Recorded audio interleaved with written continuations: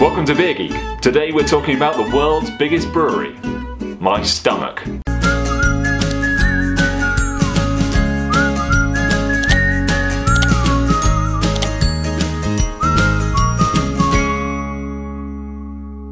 So at number 1, with 20, bear in mind number 2 and number 3 both had just under 10, with 20% of world beer production. It's Anheuser-Busch InBev. Now before I start and before you kick off, there are many ways of pronouncing this. I've heard people go Anheuser, Anheuser. I'm going with my German A level and going to pronounce it as Anheuser-Busch InBev. So flame away. A lot of people think Anheuser and Busch are two breweries that merged, much like our friends at Sab Miller. That was the coolest thing I've ever done. But it's actually far more lovely than that. Cue the 1860s. We're in St. Louis, USA, and Eberhard Anheuser, great name, German-born soap maker, has just bought the struggling Bavarian brewery set up by George Schneider a few years back. He used this brewery to form the E. Anheuser Company's Brewing Association. He had a daughter. Let's call her Sally Ann. Now Sally Ann has got a bit of a thing for a local wholesaler, Adolphus Busch. Just the best names back then. Adolphus Busch. Anyway, Busch worked as a wholesaler for Anheuser's brewery following the Civil War, and he later married Sally Ann, the daughter. Busch's role at the company became far more important when his father-in-law, Anheuser, died. Busch began to use pasteurization, mechanical refrigeration, and refrigerated railroad cars to transport his beer. I mean, this was revolutionary stuff. They were also one of the first breweries to have mass bottling, and they even had their own fleet of trains.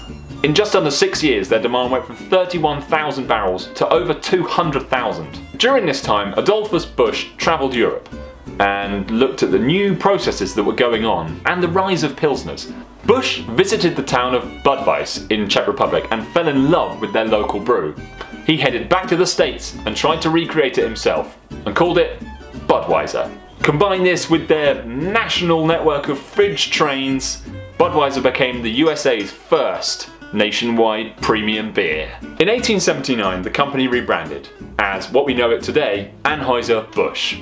And the Busch family continued operations right up until 2008. They wanted to become a truly multinational brewery, following in the footsteps of the recently merged Sab Miller.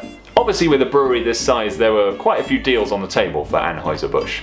Let's break down what happened next. The Belgian Interbrew, the company behind Stella, Beck's, Bass, Leffe, Dutch Heineken, South African Sab Miller, and Brazil's AmBev, who are behind Brahma, Antarctica and Skol, were all on the table and all wanted a piece of the Anheuser-Busch pie. The Brazilians at AmBev and the Belgians of Interbrew decided to join forces, form InBev, and offer Anheuser-Busch $46 billion for the company in June 2008. Anheuser-Busch refused this deal for about 2 weeks. And in July that year, Anheuser-Busch was bought by InBev for a total equity price of $52 billion.